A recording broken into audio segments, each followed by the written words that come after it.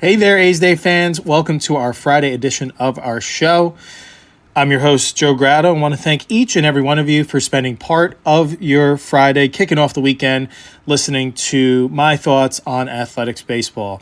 Today is Friday, May 23rd, and we've got a lot to talk about as we will recap what went down between the Angels and the A's, as unfortunately they were swept in the 4-game series up in West Sac. We will discuss how it all went down. Plus, we will talk about what to look ahead as the Phillies are coming into town, one of baseball's hottest teams, for the weekend to kick off a 3-game series with first pitch scheduled in about an hour from the recording of this, actually, at 7:05. And then we will cap off today's show briefly discussing a flurry of transactions that were made in an effort to shake things up to try to end this losing streak, which has reached 9. That's right, you have heard that correctly. Once again, I'm your host, Joe Grado, and thank you for spending part of your day with A's Day. After the opening music, we'll be sure to jump right in and get to the topics of hand and get this all uploaded before first pitch. So without further ado, let's talk about what's been going on with the green and gold. Let's go, A's. Soundstripe.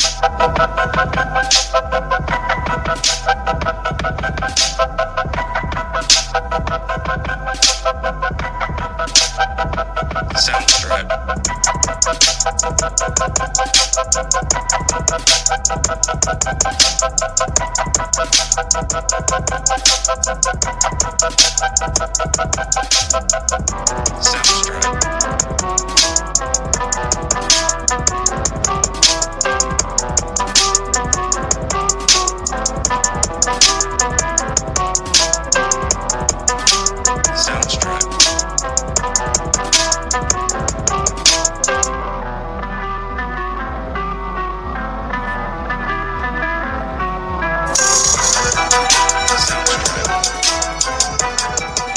Thank you again for spending part of your Friday with us here at A's Day.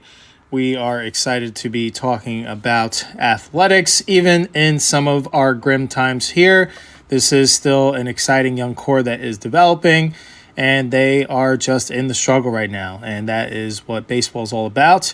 How the team handles success at the highest of highs, you also get to see a definition of character when you see a team at the lowest of lows. So we will get right on ahead to discuss a quick recap of what went down over the 4-game set, as Game 1 was on Monday night with Jose Soriano for the Angels going up against JT Ginn.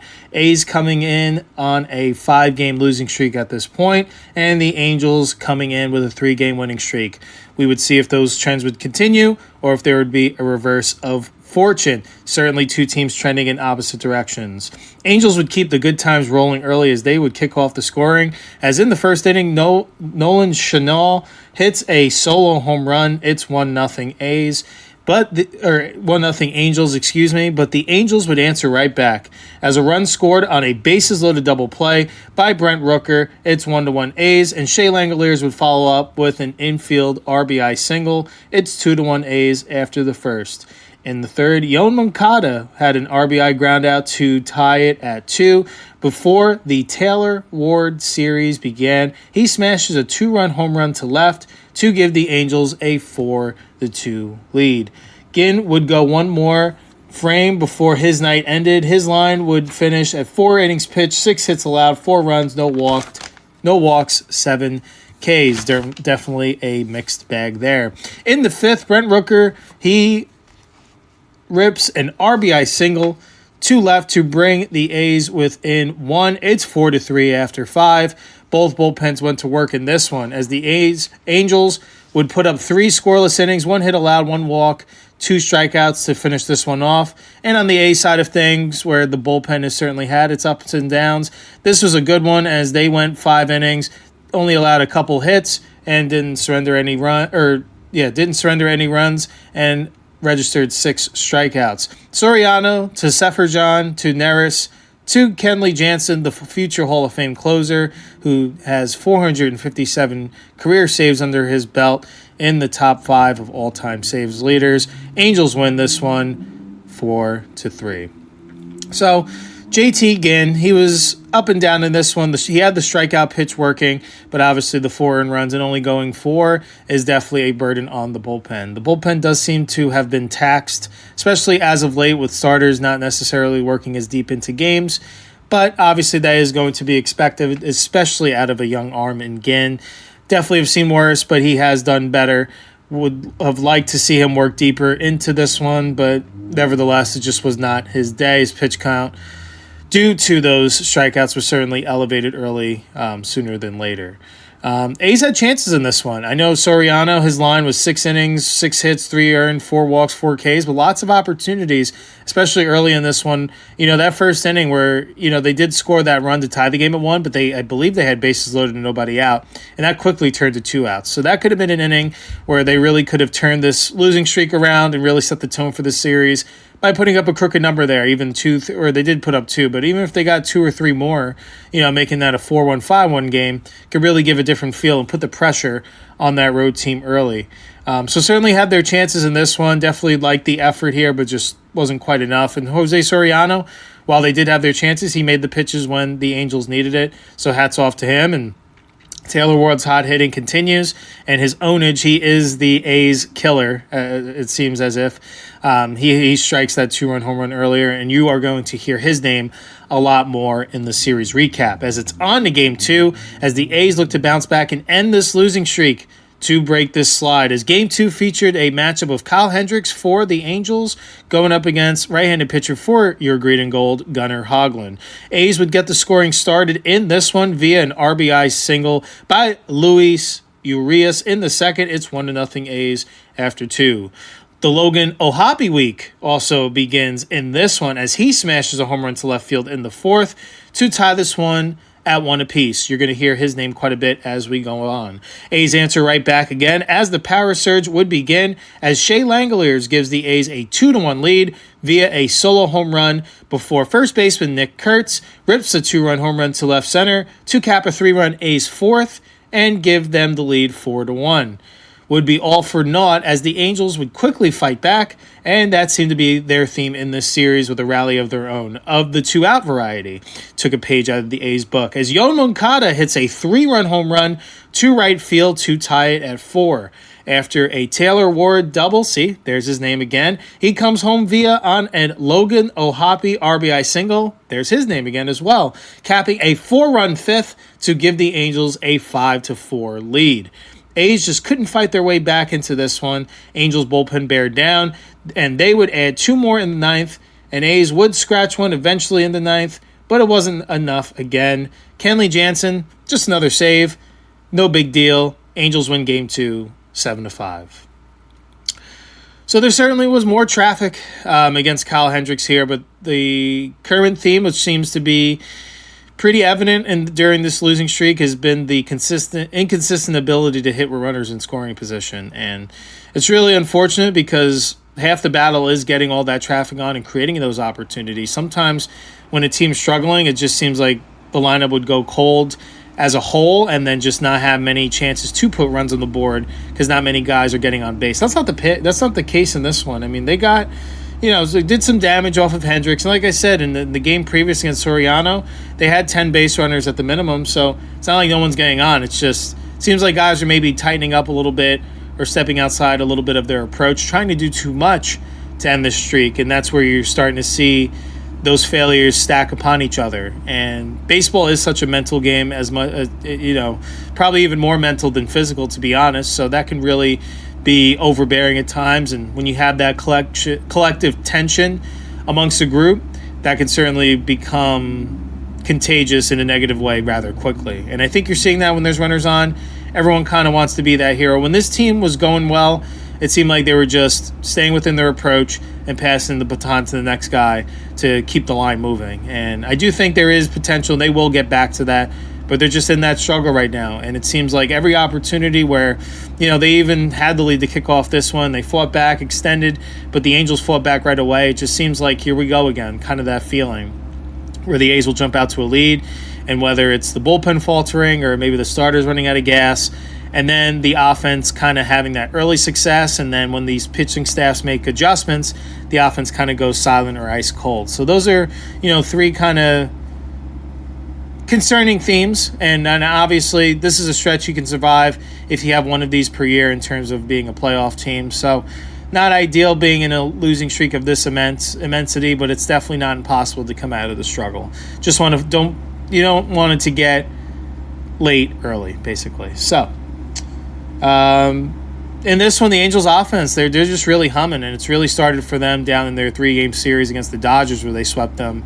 And I think it's just they're having that effect of passing it to the next guy and not everyone taking it on themselves. And you're seeing a collective unit really go out there and have success. And hats off to them. They're continuing the show fight, and they've certainly soared past the A's in the standings. And you wonder what the limit is for this team. Not a ton of expectations for the Angels coming in, but I think this division had a lot of question marks up and down it. So sometimes all it takes is a week or two of good baseball to really have that belief be contagious. Now that's in a positive way in that Angels clubhouse that, they may not necessarily be the most talented group, but if they're playing the right way and playing in unison and all the phases of the game are lining up the way they need it to be, and obviously they are being led by a great manager, I think, it could be a product of catching lightning in a bottle. Now, whether that's going to be sustainable over 162, we'll see.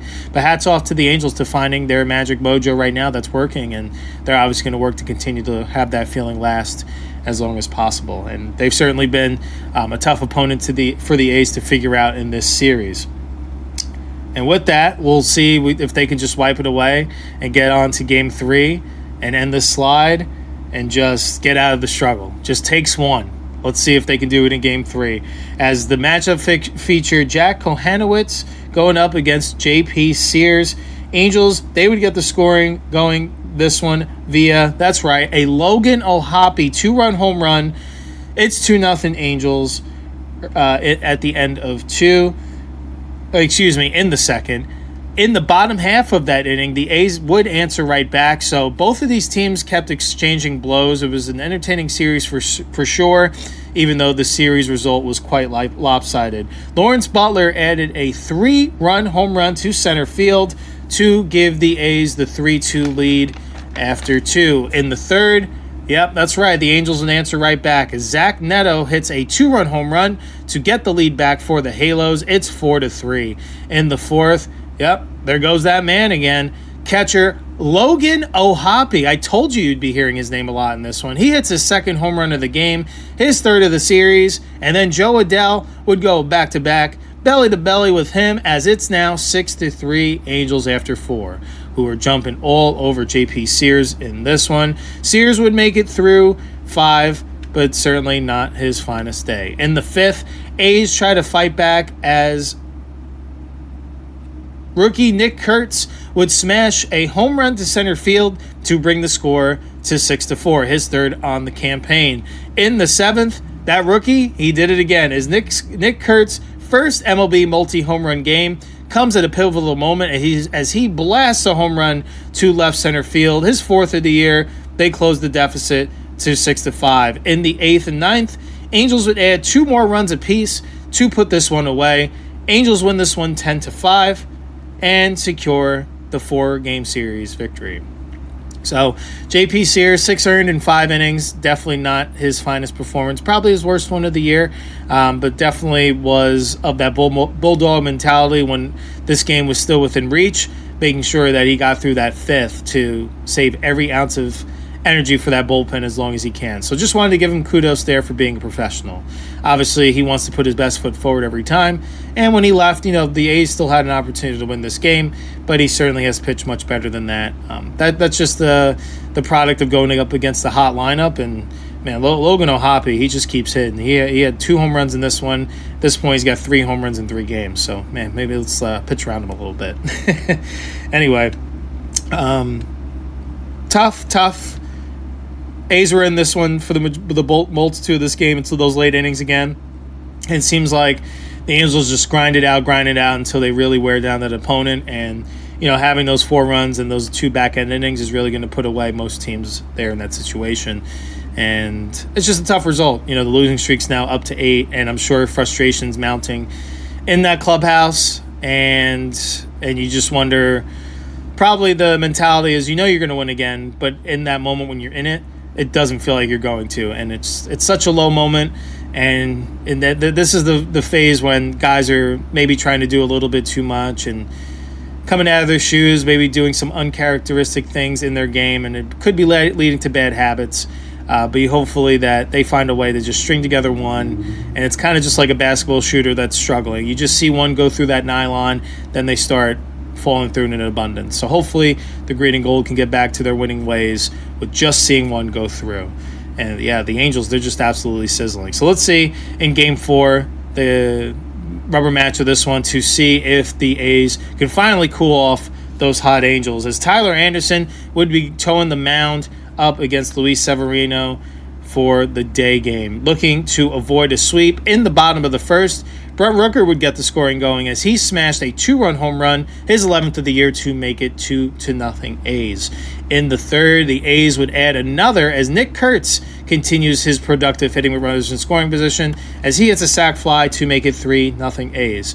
In the fourth, the Angels would get going again. Single by Ward would bring in a run. Halos are finally on the board. It's 3-1, and they would chip into the deficit again to only be down 1 in the fifth, as an RBI single by Zach Neto would help them chip away the deficit to 3-2 A's.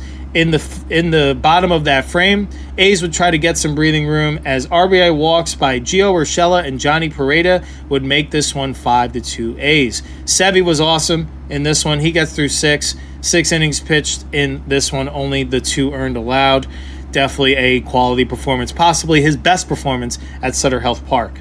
In the seventh, Angels would unfortunately grab the lead once again. 3-run home run by Taylor Ward, heard his name enough, and Logan O'Hoppe would add his 4th home run of this series. 5-run inning capped off of Grant Holman, the reliever who's been rather good on the campaign, just had 1 clunker today. Angels would get 3 more in the ninth. Don't want to go too far into this one. They win by the identical score of 10-5 as the day before and sweep the 4-game series. So we're going to wrap this one up. We want to get on ahead to brighter days. Sevy was great in this one. He unfortunately gets no decision. 6 innings, 2 earned. Didn't walk anybody. He was absolutely brilliant. Unfortunately, the bullpen couldn't hold it for him, and he has nothing to show for it. Brent Rooker is starting to really see the ball well. He had 3 hits in this one. Got the scoring going early with the 2-run blast, hoping this is a sign of great things to come for him as Rooker looks to continue to get into a groove either in the 2 or 4 hole in the lineup. When it rains, it pours. Unfortunately, the losing streak is up to 9, and it is frustrating, I am sure, because they're in these games. It's not like they're getting blown out of all of them. In 7 of the 9 games that they've lost in this streak, they've had a lead at some point. So that's got to be frustrating. You know it's there. The talent and the potential is right there. They're just missing something, and it just hasn't been going their way over the last week plus. But you hope this weekend, still at home, got time, and I know you got a really tough team coming in, but sometimes that's what you need to wake things up, get that positive momentum. Maybe you win a game or a series that you're not supposed to really have that belief ring true in the clubhouse once again, because that's all you need is good feelings, good vibes going in that A's clubhouse. Just got to see one go through, and I do think this team has the potential to get back on track. So with that, we are going to take a quick pause here before getting back to previewing the next upcoming series. Like I mentioned, the Phillies are in town to kick off a 3-game series in West Sacramento at Sutter Health Park. First pitch tonight at 7:05. But before we get into that and some things to look out for, we're going to thank our partner, Visit Mesa, who made our experience earlier this year possible to interact with some athletics players down in spring training due to their support. So we always want to make sure we're supporting them as they support us, and then we'll get back to our regularly scheduled programming. So don't go anywhere. We'll be right back after this. Welcome to Mesa, Arizona, a destination for every season. Experience a destination where adventure, culture, and culinary experiences are limitless. As the gateway to the stunning Sonoran Desert and Tonto National Forest, Mesa invites you to explore its scenic waterways, kayak through winding canyons, or paddleboard along the Salt River. For a one-of-a-kind desert adventure, ride the waves at Revel Surf at Cannon Beach, the country's first surf park of its kind. Downtown Mesa is a vibrant hub home to the Mesa Art Center, public art, award-winning breweries, and local shops. Food lovers can explore the Fresh Foodie Trail and the diverse flavors of Mesa's Asian District. Sports fans can experience MLB spring training with the Chicago Cubs and Athletics, or visit one of North America's largest youth sports complexes. As the world's first autism-certified city, Mesa is dedicated to accessibility and inclusivity for all visitors. Be sure to visit Mesa, City Limitless, yesterday. All right. Thank you again for your time today and listening to our partner, Visit Mesa. We always want to make sure we shout them out, and we appreciate all of your attention to our thoughts on athletics baseball. And now we are going to get back on track here as we are going to preview what to expect over this weekend, as the A's will be welcoming in the Philadelphia Phillies, who come in with a record of 32-18. They've been one of the league's hottest teams, especially on the National League side. They are fresh off of a series sweep. They swept a 4-game series at the Colorado Rockies by scores of 9-3, 7-4, 9-5, and 2-0. So certainly absolute dominance there against the team in the Rockies that has fallen to an 8-42 record. So A's fans, hang in there. If you think the A's have got it bad, at least they've won double-digit games. No shots taken at the Rockies. I'm sure that's tough for those players to be going through that, but just want to let you know that it could always be worse. So anyway, let's discuss how the Phillies have been doing in terms of statistics and MLB rankings. So offensively, they've been slugging it. They've got the second-best batting average in all of baseball, the .263 batting average clip. They've hit 53 home runs, which is 13th in baseball. They've scored 243 runs, which is 6th. And on the pitching side of things, they have a team ERA of 3.71, which is 11th in all of baseball. They have recorded the most strikeouts in all of baseball with 485, and they've allowed the 5th least amount of walks at 141. So it seems like the staff as a whole is going to attack you, and they have good swing and miss stuff. Some hitters to watch as you plan on tuning in to watch the A's take on the Philadelphia Phillies. Give you some 3 names to just keep an eye on. So Kyle Schwarber, he's hitting .256 on the year with 17 home runs, 37 runs batted in, and a .969 OPS. He is mainly the designated hitter. Bryce Harper, the first baseman, he's batting .275 on the year with 8 home runs, 32 runs batted in, and an .850 OPS. And shortstop Trey Turner, he's hitting .303 on the year, 3 home runs, 18 RBIs, and a .772 OPS. So 3 regular all-stars that are going as potently and as hot as you can imagine, especially Schwarber. He's been slugging home runs at an amazing clip. He is toward the top of the leaderboard. I do think he's leading at the time of this recording, or tied for the league in all of baseball and home runs, pending the results of today's games. Okay, let's get to the pitching matchups and the game time so you know when you can watch the green and gold in action and who is going to be towing the rubber. So, tonight, game 1, 7:05 first pitch. Zach Wheeler will be up, is going to be the starter for the Phillies. He is the ace, going up against Jacob Lopez, who was just recently recalled today from Las Vegas, and we'll get to the other transactions that occurred from between AAA and the A's at the end of today's show. Tomorrow, it's going to be Christopher Sanchez going up against Jeffrey Springs, we had a switch there. Springs was originally slated to go tonight, but then he did get pushed back to tomorrow. I do think to align with the transactional moves makes sense. So I just want to make sure we had that clear before I mention that to you. So tonight's Jacob Lopez. Tomorrow will be Jeffrey Springs. And then game 3 will be the rubber match. It will be a day game. First pitch is at 1:05. Jesus Luzardo will be going up against Gunnar Hoglund. So that should be a good pitching matchup too as well. Again, 1:05 for that one. As a recap, tonight, 7:05 first pitch. Tomorrow, 7:05 as well. Sunday, day game, 1:05. And these are all in Pacific Standard Time. All right, let's get to know this Phillies pitching staff real quick, just to have an idea of some things to keep an eye out for. So Zach Wheeler, he is the ace of the Phillies and one of the best pitchers in baseball. On the year, he is pitching to a 5-1 win-loss record with a 2.67 ERA. In 64 innings pitched, he has 80 strikeouts and a .89 whip. Talk about absolute dominance. He works with a 6-pitch mix: fastball, sinker, sweeper, splitter, cutter, and curveball. tons of red. Go look him up on Baseball Savant. It is bleeding his page, and that's a good thing. That means he is continuing to most likely pitch at an elite level.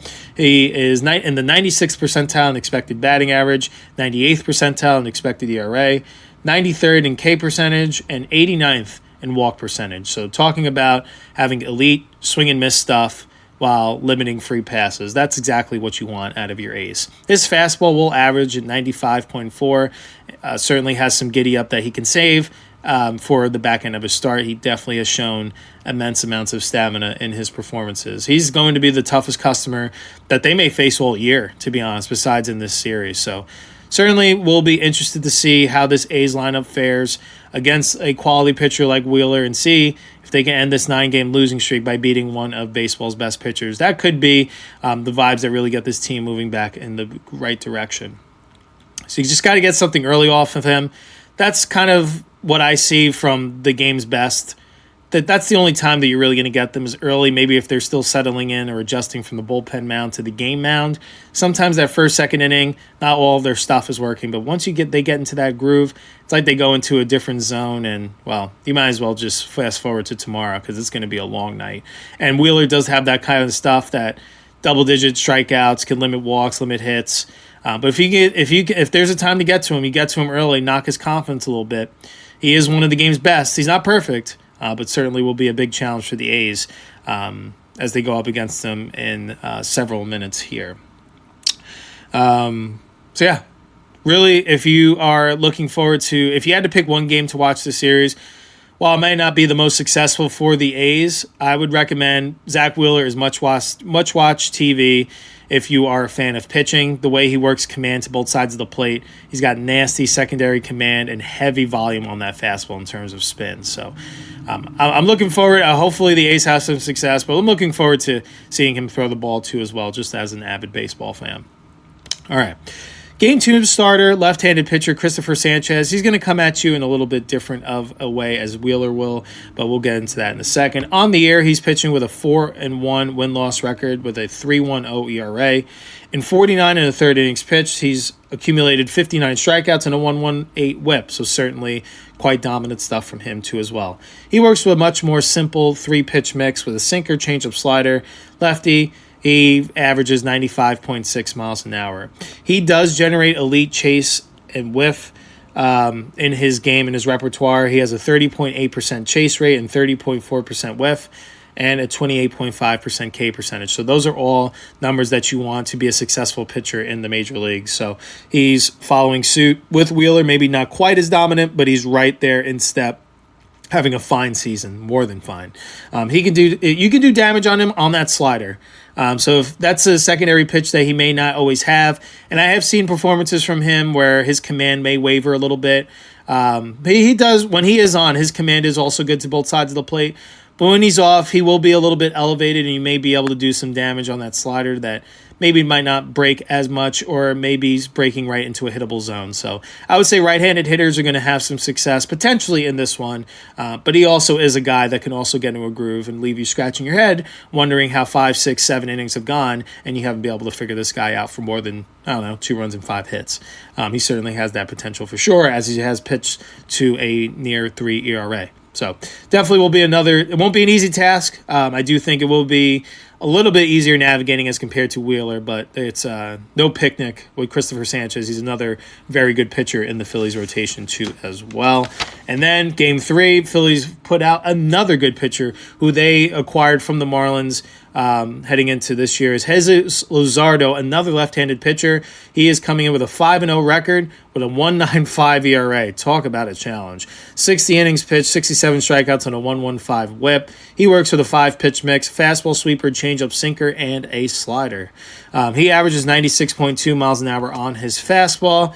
He has a very calm demeanor. That's something, if you've ever watched him pitch, never too high, never too low, and he does have absolutely electric stuff. The arm side run on his fastball, it's just diving. I've pictured what it would be like trying to stand in there in the box and hit against them, and it would not be fun. I feel like I would either be frozen or I'd be swinging at something that would be in one location and probably might miss the barrel by several inches due to the break on the pitch. I do think his stuff moves that much where I've seen him where he makes guys look absolutely silly. The only time is sometimes that he'll lose his command just with that stuff. Sometimes it almost moves too much. So look for the A's. They've shown patterns of patience with this young core that's kind of been up and down, but you hope maybe they can lock it in and make Luzardo's pitch count rise early in this one so they can get to that bullpen. That is going to be the key in this series, by the way.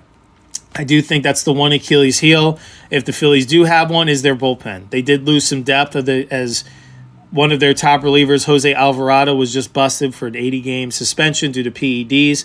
So that does shorten a bullpen where they were already considering looking to make additions. So I do think if the A's can hang in these games early, there's going to be an opportunity to be able to come back or extend the lead if they do have it late against this bullpen, which has reared its ugly head at times. But we'll see what that looks like over the weekend. But these three starters that they're going to see, it's going to be some tough sailing. And with a team in the A's coming in with a 9-game losing streak, these might not necessarily be the pitchers you want to see. But with how quirky the game of baseball, the game that we love so much, it can really leave you scratching your head sometimes where the pitchers that you don't really expect for these guys to have success against, or the A's or any to have success against, sometimes these are the type of series where no one's expecting anything from you, is when you rise to the cream of the crop. So we will see what this weekend holds in store. 3 tough pitchers to go against, but I do think the A's are going to be up for the challenge in terms of the guys that the A's have going up against them. Jeffrey Springs has been throwing the ball well. Gunnar Hoglund, for the most part, has been throwing it well too.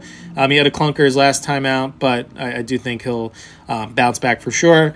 And although this is going to be a tough note lineup that they're navigating, so we'll see how this all shakes out. And the A's bullpen just seems like they're a little taxed. Kind of have some worry that this Phillies lineup can really extend their leads or do late damage that we saw the Angels do.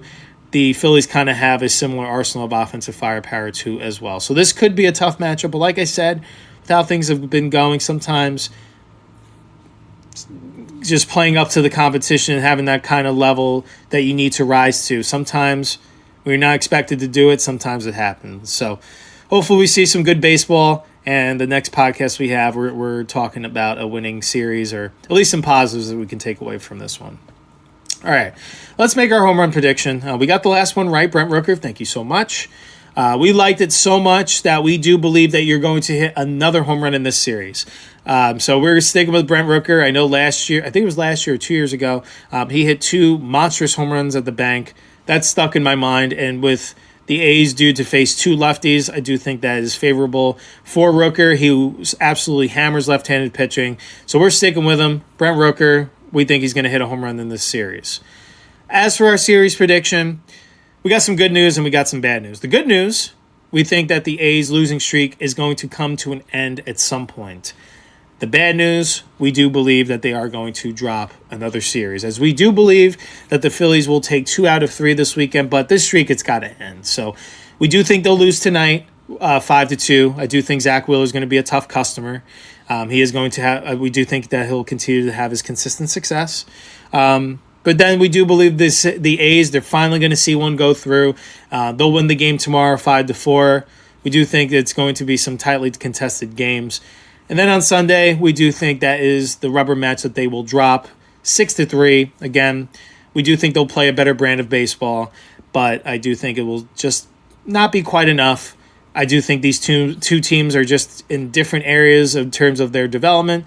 The Phillies are much more on the pathway of win now, World Series aspirations, where the A's are still not development with that young core. And there's going to be some more development and growing pains, as you see within a 9-game losing streak.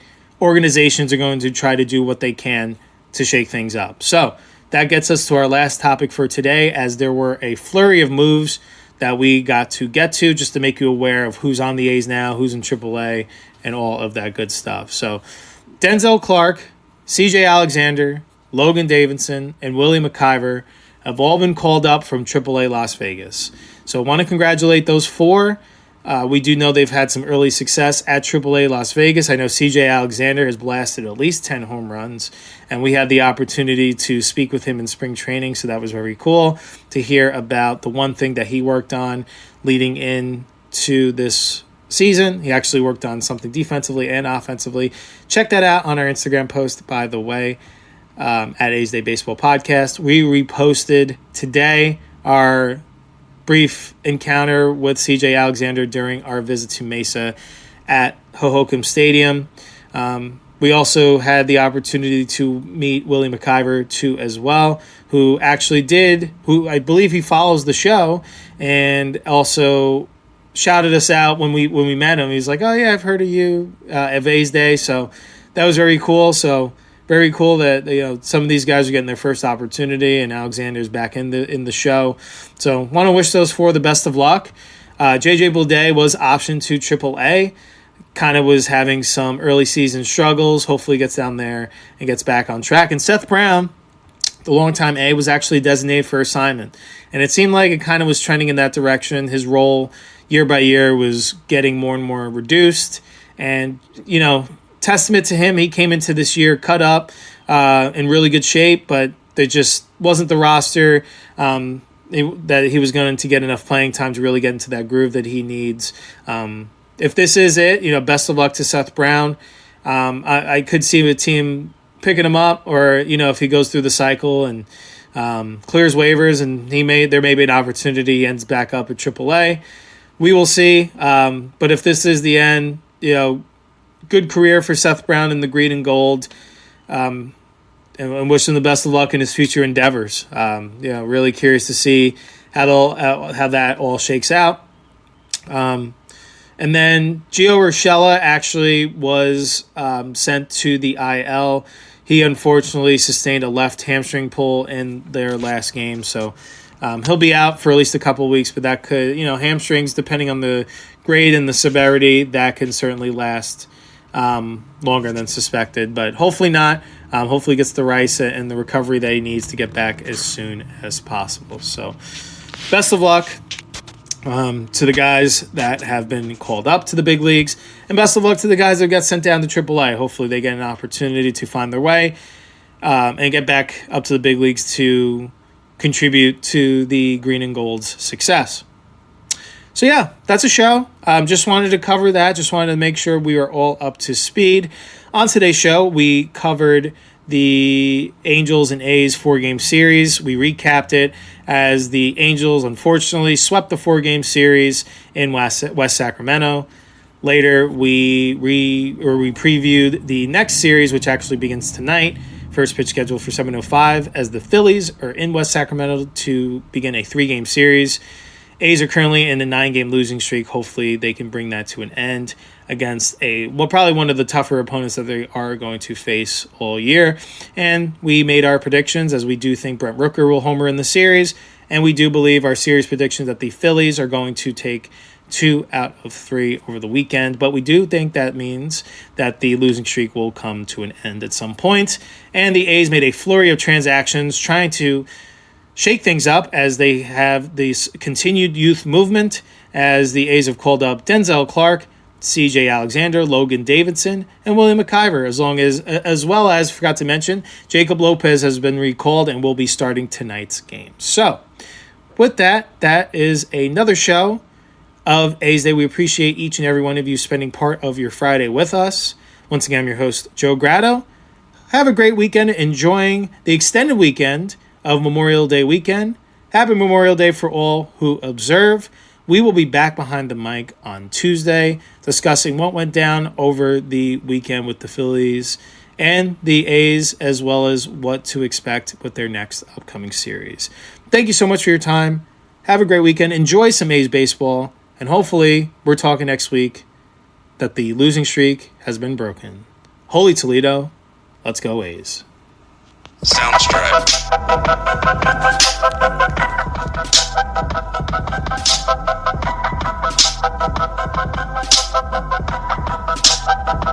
Soundstripe.